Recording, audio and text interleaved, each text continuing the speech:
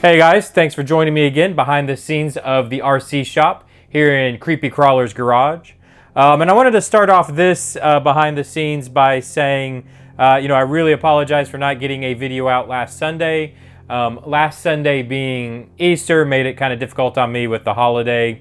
And then also wanting to make sure, so the project we're working on now is this Highway 1 RC project, and I want to make sure it's done right. Not only the truck itself, but also the videos for the truck.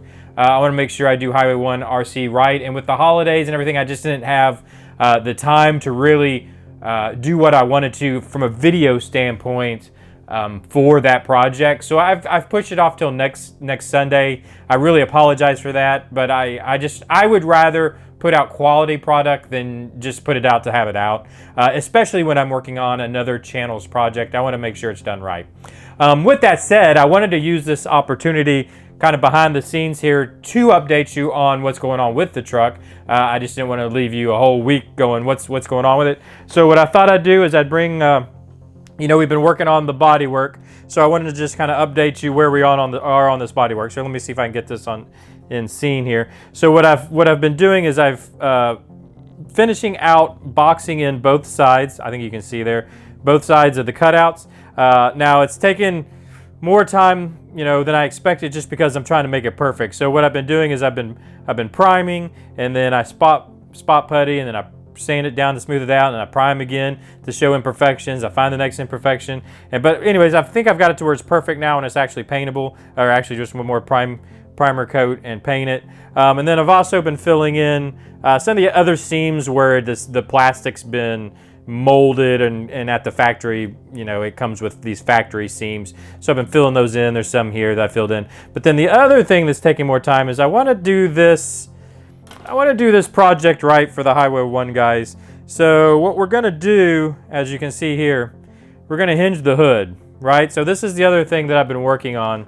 One, obviously cutting out the hood, which just using an X-Acto and a lot of patience. Put a couple rails in here. I'll probably end up boxing that in, kind of like inner fender wells, to hold it. And then we're going to build the hinges, which all this you should be able to see this Sunday. We're going to build the hinges to actually hinge the hood there.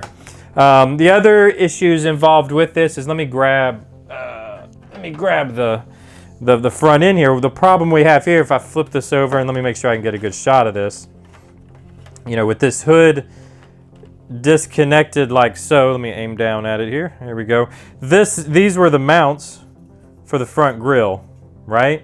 So if the front grille's in here, normally that's how it would mount. You would mount the grille to the body is by the hood. Well, that isn't going to work anymore because the hood is going to open, right? And so we won't have that connection. Now, I think it will work out perfect to use for a place to mount some magnets to hold the hood closed, right? So that'll give us a good point. Now, I haven't really checked it, but I'm 100% positive this piece of metal here is aluminum, so that's not going to work to magnetize too. But I could just add something right here to these little tabs, and that'll hold our hood closed. So what I think I'm going to do, as far as now we need a way to how are we going to hold the grill in place, right? And I don't want to just glue it. I mean, obviously I could go in right here, just put some glue and just permanently attach it. To me, that's not the best way to do this, because then like I said, it's permanently attached, and if you needed to remove it, you can't do that. So what I thought I'd do, and let me see if I can zoom in. Well, shoot, this is gonna be hard to do with one hand. Give me a second. Replace this. There we go. And let's see. Yeah, you can see it doesn't hold itself in place. Let me see if I can just zoom in right here. I think this will work. Yeah, so this will work for you. So see the tabs right here at my thumb that are for holding the lamps in, the lights in, your LED lights? I think that's what I'm going to use there. So I'm going to use this bracket and just extend it to the fender well. Now this bracket can glue to the fender well. That's no problem. I can permanently attach to the fender well, and then use this screw. You would just unscrew that, and then the front grille would come out, right? Because I can't really screw into the fender well. There's just not enough meat to the plastic there. So I think I'll just attach with glue. Now the only thing I want to keep in mind is if I flip this over, see that little, get it in focus. See that little hole right there that I'm pointing to right there? That's for our turn signal, which we have a light kit for this, and I want to make sure we utilize these turn signals, or running lights or whatever we use them for. So I'm gonna have to work out a way, because behind, I know it's probably hard for you guys to see, but behind my thumb there, where this bracket kind of makes the L, that's what's holding in the turn signal LED. So I'm probably gonna have to come off the top or off the bottom and attach to the fender itself, just so I don't get in the way of being able to use this bracket, not only for the headlight but for the turn signal, but also for mounting to the fender well. I hope that all makes sense, and we'll actually, that'll all be shown in more detail with better camera shots and whatnot, better production quality Sunday when we actually have the episode. But that's the plan for hinging this hood, which I think is gonna be pretty cool. In fact, let me zoom out, and I'll grab the chassis down. We'll take a quick look. So if I set this down here, kind of set the body on here. Where is it? Mount to it. Pretty much mounts up right there. That's pretty close. You can see if we hinge this hood, where we can open the hood. We'll pretend like, here it is. It's open. We can probably, I think I'll be able to 3D print an engine right here, so that we'll have so there's a reason to open the hood, right? You can open this hood, and then bam, there's a V8 or a straight six or whatever. I'll have to see what kind of engine's actually in the Marlin crawler. I'm not for sure, but we could 3D print a casing for here. Maybe we might have to move the servo. I'm not sure, but I think that would be super cool. Have this thing, actually have an engine in the engine bay, and then, like I said, I could probably build in some inner fenders or run it. I need to look at the Marlin crawler a little better. I don't know if they run inner fenders or not, but whatever they're doing, I want to. The whole idea is to make this as close to the 1-to-1 as possible. So however they have it going, but this will give us even more, a next level of detail as far as an engine bay goes, where you can actually open the hood and take a look at it.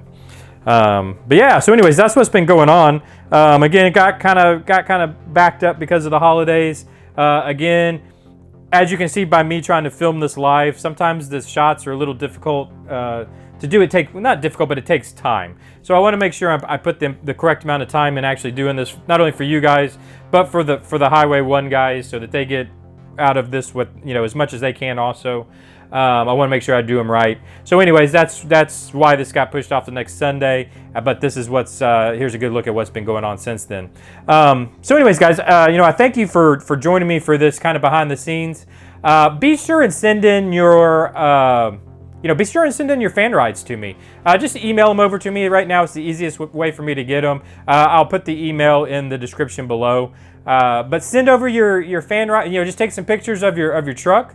Send them over to me, and I will, I'll showcase them at the end of the RC Shop episodes. I like doing that. Let me know where you're located too, because then I can put your name and kind of, city and state, so we get to see if we can get all the states kind of represented, or let's, see who's being represented. And then also, I was just going to say, I have a lot of series that go on in this channel. Basically, I just post a lot of stuff that I'm into. Maybe you guys are into it. I don't know. But take a look. I just posted last Saturday. I started up the Saturday Race Day series again, which is me doing some simulator racing right now. It's F1. It's F1 2017. The F1 season just started, so I thought, I'll start running the season with them.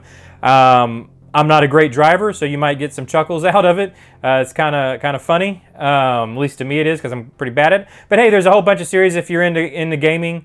I'm going to start reposting or start posting again some of my fish aquarium things. I've had some requests for that. So I keep a lot of fish tanks around the house, and so I'm going to start doing some updates on that. If that's something you guys are interested in, check them out. But otherwise, thank you for joining me this week here in Behind the Scenes at the RC Shop. And I will see you guys Sunday, I promise this time, for the final bodywork on the Highway 1 project. See you later, guys. Bye.